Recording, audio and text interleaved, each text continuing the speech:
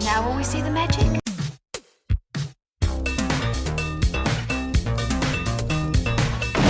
All right, where's Murray? Okay, who is it? This is Jesus, Kent. Know then that it is the year 10,191. Yes, we are bored. We're all bored now. Hi, good night. Good night. Hello, and welcome to Mary vs. the Movies with your host, Mary Jones. And Dennis Ling? What's going on? Well, this is a bonus episode. What? So we just were at the Ambler Theater where they showed Who Framed Roger Rabbit on the big screen. You never seen it? It's the first time? No! I've seen it many times. It's one of my favorite movies ever. Yeah. Look, I'm not saying it's the greatest film ever made, but it might be. So we just wanted to record a little bonus episode having just watched it because A, again, favorite movie. B, 1980s. C, look, it's not like this. Look, this is not a forgotten film. Everybody's, I shouldn't say everybody's, but a lot of people have seen this film. But I just want to talk about it because it's so good. We just saw Who Framed Roger Rabbit. Now, I first saw this when it came out in theaters in 1988, so I would have been 9 years old. I made people take me to the theater at least 3 times that summer to go see this, which, you know, is pretty good for a 9-year-old, I guess. You know, I made my mom take us, and then I made my uncle take us, and people we were staying with down the shore, I made them take us. And as soon as it came out on videotape, I was like, well, we have to own this. I was obsessed with this movie. Was this one of those $99 videotapes? Or? Oh, well, no. Okay, just checking. Can you picture my mother buying a $99 videotape? Come on. No. She would have bought a bootleg. Thank you very much. Thank you. Which, no, we actually did have a legally obtained VHS. I was obsessed with this movie because for those who maybe need a refresher on the premise, you know, it is a film noir, you know, in the vein of like a Chinatown, but it's about cartoons. Yeah. And in 1988, that didn't sound corny the way it would sound now. Well, what do you mean? Well, come on. You did this now, you'd be like, ugh, this is just Disney making a buck. Which, to be fair, it was in 88. But because it's 1988, and because, you know, the fate of the studios was different in those days, you had your blockbusters, obviously. But, you know, animation was, you know, not, it wasn't the big moneymaker that it is today, right? Yeah. Everything is about, you know, franchises and IP and animation and all of that stuff. 1988 is a different world. You know, the only mainstream studio making animated films at the time was, so you had Disney and then you had whoever was doing Don Bluth films. Like, were there any blockbuster animated films in the 80s? No. Yeah. You know, not until, I guess, The Little Mermaid came out in 89. Because Disney had kind of petered out, Yep. you know, like by the 70s. Mm-hmm. So, and yeah, there really wasn't anything, yeah. No, I mean, that's just it. Animation was definitely not held in any sort of regard, and it was not a big box office draw. It's probably why this is like the only time you could make this movie. Exactly. That's what I'm saying. So, you know, if you remember, this is put out by Touchstone, which is a division of the Walt Disney Corporation, and it was like where they did all of their, you know, quote unquote adult films. Right? Vern. Yes. Saves Christmas. Yes. But no, I mean, look, Touchstone was also making, you know, stuff for grown-ups. And I don't mean that, it's not that the films were necessarily sophisticated, though sometimes I suppose they were. But, you know, it was comedies for adults. You know, the point being, they were not films for children. Bette Midler. A lot of movies with Bette Midler. So many movies with that's Bette right. Midler. That was Down and Out Beverly Hills, wasn't that I believe one? that was one, yeah. Yeah. Yeah, which is definitely a film for adults. Yeah. So, yeah, Touchstone was where they would do all of that. You know, because there were other like companies at the time, you know, your Orion Pictures and all the rest of it. So Touchstone was Disney's version of that. And I think it's significant that Who Framed Roger Rabbit is a Touchstone movie. It's Touchstone Pictures. It is not, you know, a Disney company. And I think they made it that branding for a very specific reason. One, a lot of the properties that they're working with, the cartoons are all old. Yep. Right? So the appeal is not to, a 5-year-old who they know who Mickey Mouse is. They have an idea of who like Bugs Bunny is, but they don't know, say, Betty Boop, right? Who has a role in this movie. They don't know any of that stuff. But so that's part one. The other reason is there's a lot of sex jokes in this. Yeah. It is not it is not what they would do these days. So you want to know something? When so you and your sister went to get seats, and you said find us, and I had no idea where you guys were. I'm in the back of the theater before trying to find seats, and I looked down, and every male head I saw had a bald spot. Yeah. Yeah, there were no young people. Like I didn't see any kids at all. It was just all like middle-aged. Yeah, no, I think maybe the youngest person there was my sister, who's 43. Yeah. And on the one hand, that kind of bums me out. Yeah. We're right now in a crisis of film going, right?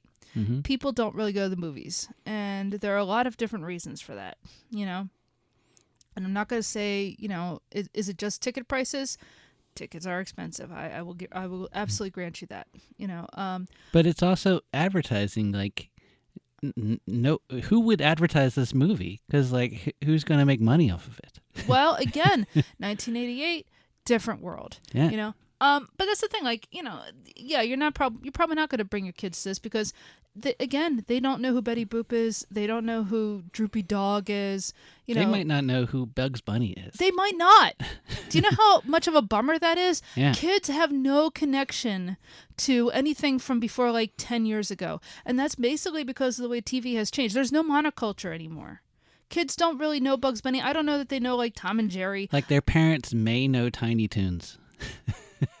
Well, their parents are my age and younger. Yeah. And so, yeah, that's about it. Like, maybe they watched Animaniacs, maybe they didn't, But, when I was growing up in the 80s and 90s, into, like, maybe the early 2000s, man, Scooby-Doo was everywhere. Yeah.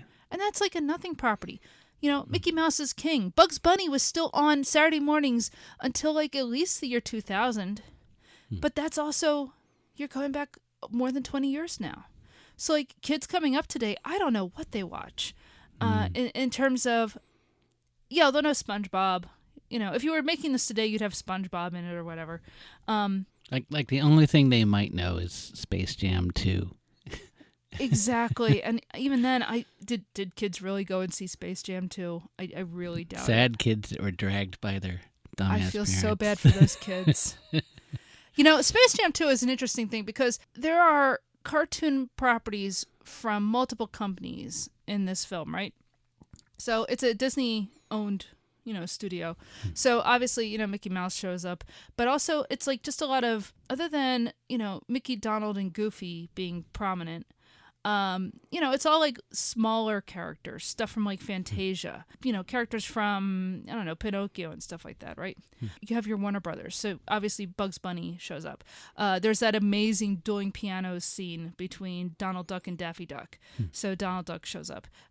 Goofy. I love how Goofy is held up as almost like the Buster Keaton of the cartoon world. That, it's like his physical comedy is like considered the greatest thing that anybody could do. I love that little, in-world idea. But then, with the Warner Brothers, you have I'm trying to think of some more. Like, so Daffy Duck shows up. Porky Pig shows up. Yosemite Sam makes like an appearance, and also he's the one who gave Eddie Valiant his gun. You know what? No Elmer Fudd. No that Elmer I remember. Fudd. Yeah. I don't know why. Huh. Yeah. You can see like Woody Woodpecker at one point. There's so that's the Walter Lantz Company. You've got Betty Boop from Fleischer Studios, and I do think Coco the Clown walks by at some point.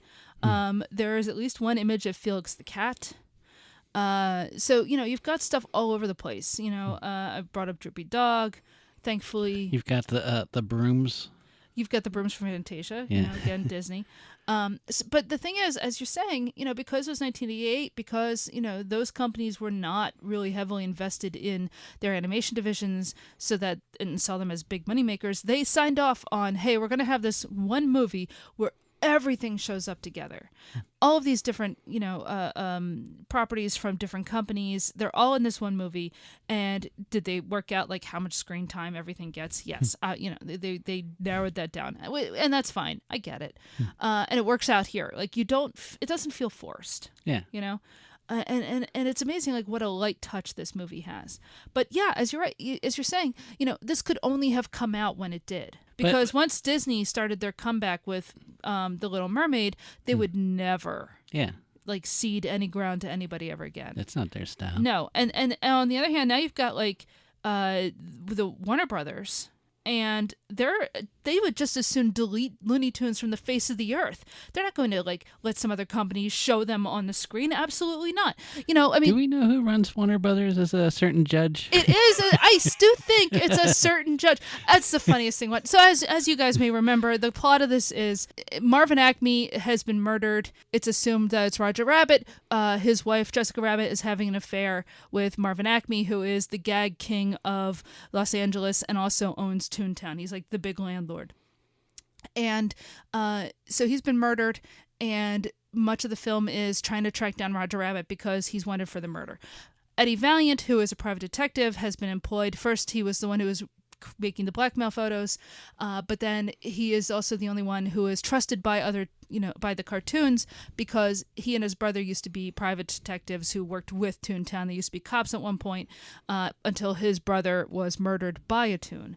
And so then the rest of the film is sort of spooling out what is actually going on. And it turns out that there's a big land deal to buy out Toontown and bulldoze it to build a freeway. At the same time, the Red Cars, which is their transit company, has been bought up. Trolley cars. Yeah. Yeah. Well, but the idea is that it's public transit, has been bought up. And it turns out by the same company who is buying up Toontown. So you basically have what is, kind of a known conspiracy that public transportation, especially in California, was put out of business so that you could sell cars in the post-war economy where you had all these oversupply because of the war. And, they want to create the freeway system. And part of the creation of the freeway system is Eisenhower saw the Autobahn and was just like, this is a great way to move troops around. So if we ever have to, quell social disruption, we can send tanks down the highways and move troops around very quickly. So, and maybe he was sick of dealing with railroad guys. He probably was, because why? The railroads were unionized. Yeah. There's definitely like an anti-union part to all of this. Obviously. Yeah. There always is. We used to have, there used to be trolley cars everywhere in this country. There was a trolley car that went down the road, just down near our house. And that hasn't been there since like 1950. Why? Because this country got rid of its public transportation system as much as it possibly could, as many places as it possibly could, and created, the highway systems and the suburbs. And part of that was breaking up, the labor unions in the cities, it was about like creating white flight. It was about, the deindustrialization of cities. Look, so Meet Me in St. Louis is almost entirely like gone now. Oh, absolutely. The only thing left is the snowman, and give it a few years. Yeah, when's the last time you built a snowman? Yeah. So, and of course, in the film, it turns out that the people who bought the transit company are also the ones who are behind the murder of Marvin Acme, so that they can get their hands on Toontown, dissolve the Toons with a thing called dip, which was it turpentine, acetate, benzene? Yeah. Yeah. And you're the art guy. I assume that's basically just stuff to dissolve ink. Yes. I don't know. Sure. So the villain is Judge Doom, who is played by Christopher Lloyd, who's great, of course. Like, he's the right level of ham. There's one point where he's describing like what this contraption he built can do, and he is Doc Brown there. Oh yeah, it's full on Doc Brown. Like it does 21 gigawatts or whatever he says. It may as well have been like he was in his element. Oh, there's a couple of times where his cadence is not dissimilar. And look, the film is directed by Robert Zemeckis, who also made Back to the Future. Yeah. So, and in fact, if I'm right, and I have to go back and check this, the tunnel to Toontown is also the same tunnel in Back to the Future 2, where Marty is hiding in Biff's car. Yeah. Yeah, and he has the whole fight where on the hoverboard. On the hoverboard, I'm pretty yeah. sure that's the same tunnel, and it's like somewhere in California. It's like somewhere in like outer LA. I don't know, Pasadena or something. Yeah. I have no idea where exactly. I would love to go and find that tunnel, to be honest. Yeah. But no, so yeah, it's Robert Zemeckis, and this is like this is the era when Zemeckis was really like doing great. This was actually made between Back to the Future and Back to the Future 2. He did Who Framed Roger Rabbit, and I mean, I think that this is obviously his best film. Okay. You know, what do you mean? Okay. You don't think Back to the Future is better? No, I think this is better. Okay. Back to the Future comes in second. It's a very close second. All right. And I've seen Back to the Future almost as many times as I've seen Who Framed Roger Rabbit. Why are you saying this? I don't know. I still think I give the edge to Back to the Future. Why? I feel like Michael J. Fox might be a better lead. Than Bob Hoskins? Yeah. No. Yeah. Why? Because he's more likable. Please don't throw it to Yummy. I have a a mug of hot tea, and I may kill you with it. Bob Hoskins is amazing in this. Are you insane? Okay, look, we've watched a couple of Bob Hoskins films for the show. Yeah. Okay, The Long Good Friday, classic, amazing. Yeah. He's Tony Soprano before Tony Soprano. Right. Perfect role for him. Perfect. Mona Lisa. Oh, he's heartbreaking in that. He is. He's It's great. incredible. We haven't watched his version of Pennies from Heaven, but I want to. You know, I think he's fantastic. I've seen him in other films. What do you mean that Michael J. Fox is better than Bob Hoskins in this? He is amazing as Eddie Valiant. He is perfect. Do you have a problem with his accent? Because he's got a great American accent. It's pretty good. Pretty good. It's better than yours. It's Ian Holm does the same accent I've seen when he plays an American guy. When does Ian Holm play an American? There's this one, Andy Garcia directed it. He plays. Well, that's not a movie. No, it is. He plays like a Bronx cop or something. I don't know. I don't believe you. You would have to prove this, and there's no way he's as good.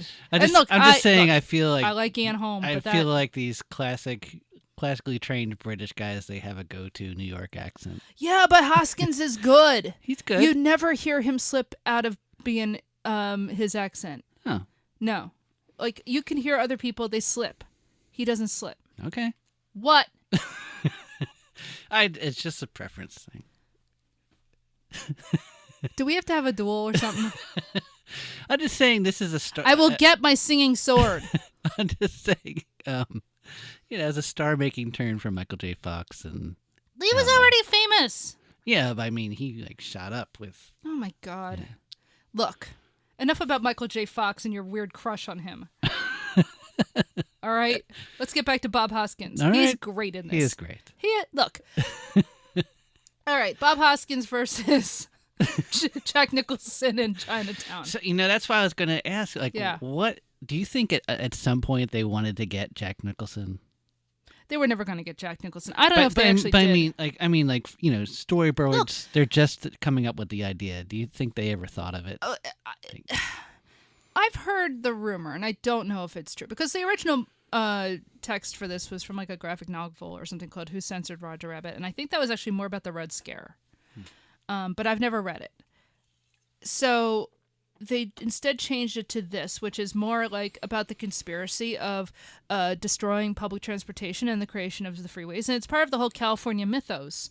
If you read a book called Cadillac Desert, all right, which feeds into the story of Chinatown and the way that California was settled and the way that the water and the land use and all that type of stuff. So the rumor I had heard is that this was originally a script for like the third movie in Chinatown. All right, because there's two movies, right? Yeah. I never saw the second one, the Two Jakes. Yeah. I never saw it. I mean, Had that come out by then? I don't think it had, but the scripts have been floating around. Right. Because Chinatown came out in the early 70s. And wasn't that directed by? Robert Towns? Oh, I thought that was directed by Jack Nicholson. Oh, I don't know. Oh, I don't know. Both scripts were Robert Towns. Yeah. I don't know if Nicholson might have directed The Two Jakes. I never saw it. Yeah. I love Chinatown. I think It's brilliant. It's amazing. As you say, it's brilliant. I could sing. Jack Nicholson is really good in it. I don't know if he's as good as Michael J. Fox.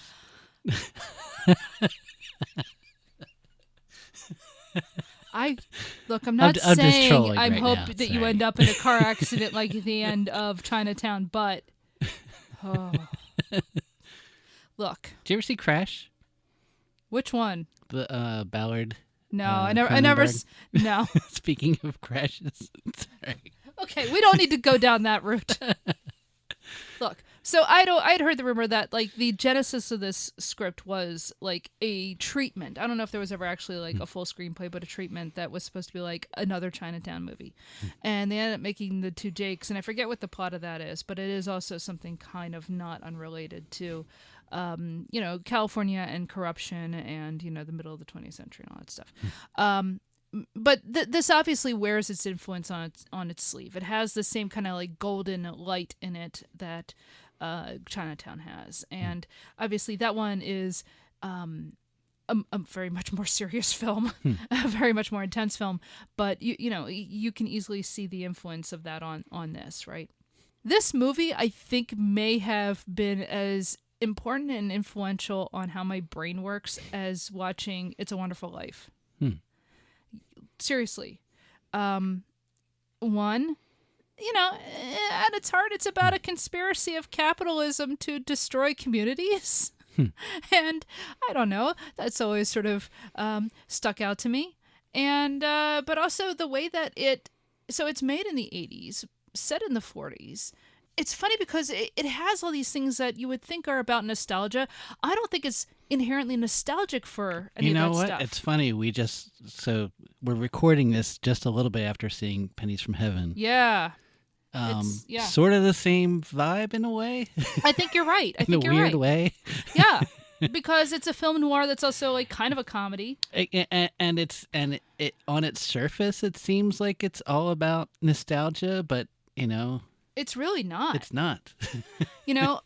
What's weird about Who Framed Roger Rabbit is you watch something that is supposed to be nostalgic for a time period, and you never get the sense from this that the 40s were great. The 40s were a better time. Like it's all about corruption. It's all about. It's about like drunks. It's about drunks. A lot of drunks. You have people who were obviously like war veterans who are missing limbs. Mm-hmm. You have like Skid Row. It's not a happy place. The thing is, seeing it on the big screen, if you've seen it, you've probably seen it on TV. Mm-hmm. And there's just scenes that really kind of hit a little harder when you see it on the big screen. When that guy with missing an arm and Doc Doom just grabs his sleeve. Sorry, it's not Dr. Doom. It's Judge Doom. Judge Doom, sorry. Different movie? Very different movie, yeah. Judge Doom grabs his sleeve to like wipe off the board. Oh, it's horrible. Yeah. And like the discomfort that the actor is showing. Yeah. It's great. It's very appropriate to the scene, but yeah, it hits a lot harder. And the ending, so, spoiler alert. Spoiler alert, it comes out, of course, that Roger did not kill Acme, and he didn't kill R.K. Maroon, who was the head of the movie studio. He's been framed, and it's all because Roger unknowingly has the last will and testament of Marvin Acme, which would actually give Toontown to the Toons themselves, so that they actually rule themselves. And if that will had not shown up by midnight, the ownership of the entire land would revert to the Cloverleaf Company, which is owned by Judge Doom. Yeah. So the end of the film is then this all being discovered by Eddie Valiant, who ends up in a fight against Judge Doom. And his weasels. And his weasels. Yeah. Which are actually cartoon weasels. Yeah. Who laugh themselves to death. Pretty funny scene. Yeah. Judge Doom at the end gives the classic James Bond villain speech where he says, all along, this is what has been my plan. And he lays out his terrible plan. And the amazing thing is he's describing now. Yeah. It's like this is the horrible world that I'm planning for you all. And it's just describing like fast food joints and like shopping car centers, dealerships and freeways and highways and suburbs. And he just describes the world that it's actually an came to amazing be. scene. Yeah. And I'm like, I don't know if could you pull that off without it being a cartoon? Like the shock of it, I don't know. I do think it's interesting that this movie basically it's driving ideology underneath everything else is that we totally messed up the last 40 years between this is set in 47, this comes out in 88, so 40 years. We did the last 40 years completely wrong. Yeah. Which, to be fair, is kind of the idea behind Back to the Future. Yeah. Zemeckis, I don't know enough about him really, but I don't think he's or at least in the 80s, he wasn't terribly enchanted with Reagan's America. Right. And you just have to watch the second movie in Back to the Future to realize, he didn't actually like the 80s. Yeah. But it wasn't that because the past was great, but we screwed up, because we destroyed a lot of things that actually worked. Back to the Future, it's like, well, we screwed up having towns, And they take it one step further in Who Framed Roger Rabbit that basically said the car culture destroyed cities and destroyed communities, and they want to bulldoze Toontown. They want to bulldoze a community just to put up a highway. Yeah. Right. Now, look, I'm not a NIMBY. I'm not don't build, but you have to build smart. And highways, car culture is not a smart way to build. And this film is kind of saying, what is the trade-off you're doing here? Who is this actually helping? It's helping an insane homicidal cartoon. Yeah. Ronald Reagan. No, it's interesting that the thesis of this movie is, we screwed up. We completely screwed up, and we can go back to the 1940s and look at and pinpoint where we screwed up and where we should have done the last 40 years differently, and we didn't. In a way, this film is sort of like Once Upon a Time in Hollywood and what's it called? The Hitler one. Inglourious Bastards, right? It has the same changing history as the end. I would kill to find out what Tarantino thinks of Who Framed Roger Rabbit. Yeah. Would he admit that he likes this movie? Because, I'm just saying, you absolutely can see, it's not that far off from his own stuff. Because I was trying to think, what would you do now to do the same thing to avoid internet culture or something like that? Uh-huh. Have some evil guy describe everyone will be on their phones, Yeah. Actually, that's not a bad idea. Imagine a film set in the 80s and it's all about, hey, we're going to create an atomized society where people don't go to the movies anymore and they don't really watch TV together. They just look at their phones and they don't have a sense. There's no community. They don't even leave their houses anymore. Yeah. I think it'd be really hard to do. I mean, this movie does it really cleverly.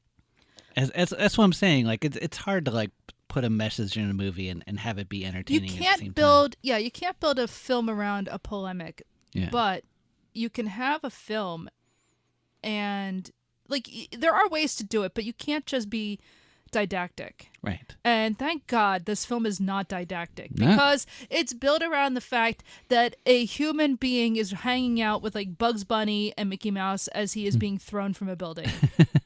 It's amazing. Yeah. I love this movie so much. It has Donald Duck blowing up Daffy Duck. Mm-hmm. How great is that? I love it. This says Betty Boop flirting with a human being. Yeah. I mean, to be fair, again, yeah. That actually happens in, yeah. She still got it. Yeah. I love this movie so much. Yeah, so if you haven't watched Who Framed Roger Rabbit in a while, oh my God, go back and watch it. Because here's the thing, it looks great. The special effects, the mixing of human and cartoon works fantastic. There have been previous ways, the other films that have done this, Anchors Away, famously in the 40s with Gene Kelly dancing around with Jerry the Mouse. Not Anchors Away. It is Anchors Away. Mm-hmm. Oh, shoot. Oh, well, look, write in and tell me what movie I'm getting wrong. But you know what? You can picture it in your head, right? You've got, Gene Kelly tap dancing in a sailor suit hanging out with Jerry Mouse. Was there a movie called Cool World in the 90s? Yes. That's a Ralph Bakshi movie. Yeah. Oh, see, Cool World came out after this. Yeah. And it was sort of hey, that was really popular. What if we made it for adults? Now, that's a Ralph Bakshi movie. Now, Ralph Bakshi is sort of an interesting guy.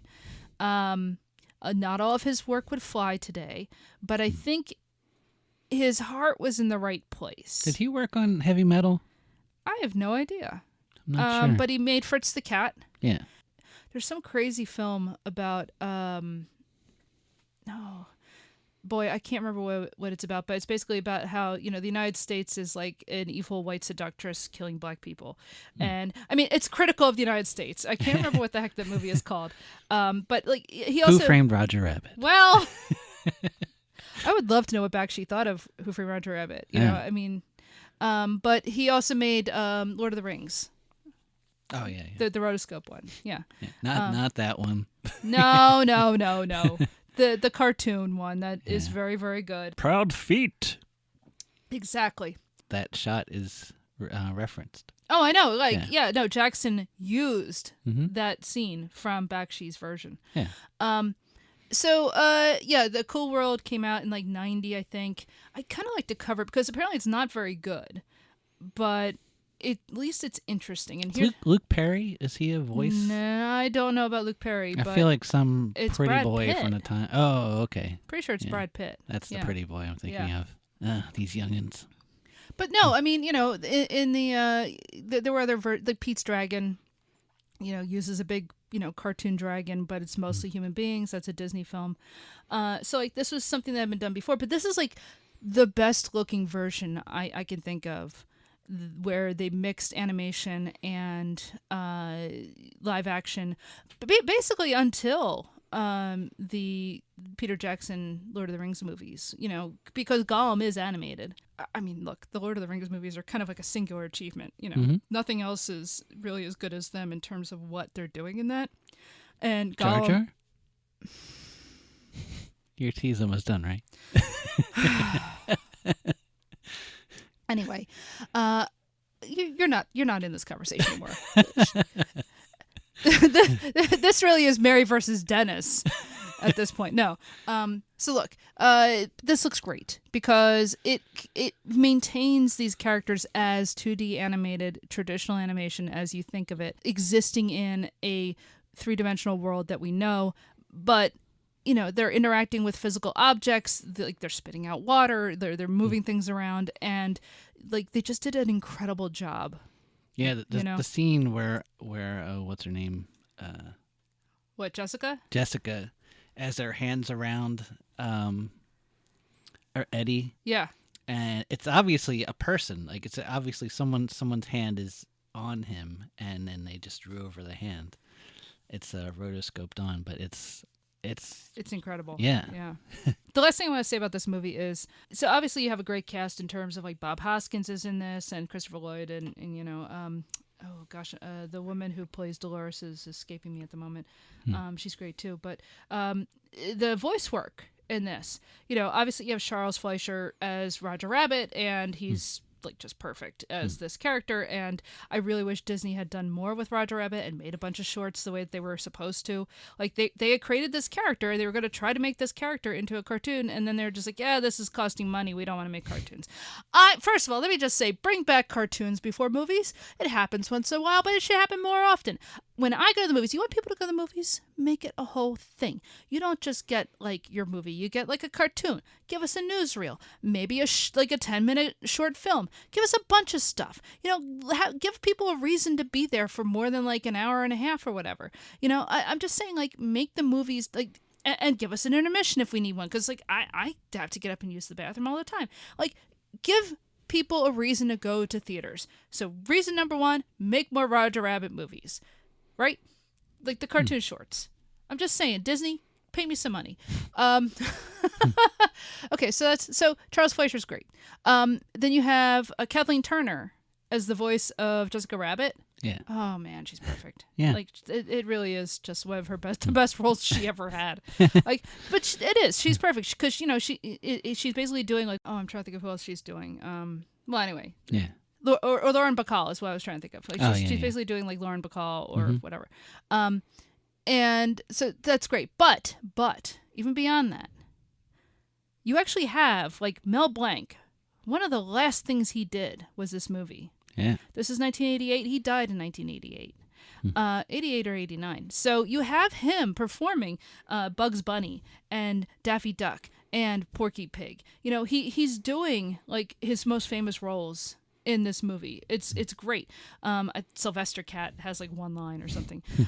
You know, you have Meg Kestel, or I'm not entirely sure if I'm saying her name correct, but Betty Boop, the original Betty Boop. She was still alive, and she was there to play Betty Boop in this. You know, June Foray. June Foray. Well, June Foray, to be fair, only died like a couple years ago, and she was 101 or something. Yeah. But June Foray, of course, is in this. Yeah. You know, you have like the great voices of animation were part of this film. You know, some of the people they consulted. I mean, they were talking to Chuck Jones when making this. You know, they put so much into this movie. Like, this is a real labor of love for animation of the 20th century. And I don't know, man, if you love cartoons, there's no way you don't love this film. There's no way this isn't one of the best films you've ever seen. You know, like the people who are involved in this, you know, I don't know. I love this movie. I'm so glad we got to see this on a big screen. Mm-hmm. Is it PG? Is it PG? Yeah. Smoking, violence, sexual situations. It has all of those things. Yeah. Yeah, it's funny you're asking me, like, what's the rating? Boobs is a roof. Boobs are a roof, actually. God, you're right. You know, it's funny. Like, I look up IMDb. I don't see the actual, what is the... It's so funny. It's hard to find, like, what the rating is sometimes now. Yeah. Let's just say it's PG. I don't think... there's no way they would have made this PG-13. No, Which is funny because... Yeah. You know... But no, it was definitely PG. Like, they almost never make things G anymore, either. Everything is PG now. It started off as just like, here's a heads up on what might be in this film. Now becomes, well, we have to, like, you know, achieve a certain rating in order for us to capture the largest audience. But guess what? That giant audience doesn't exist anymore.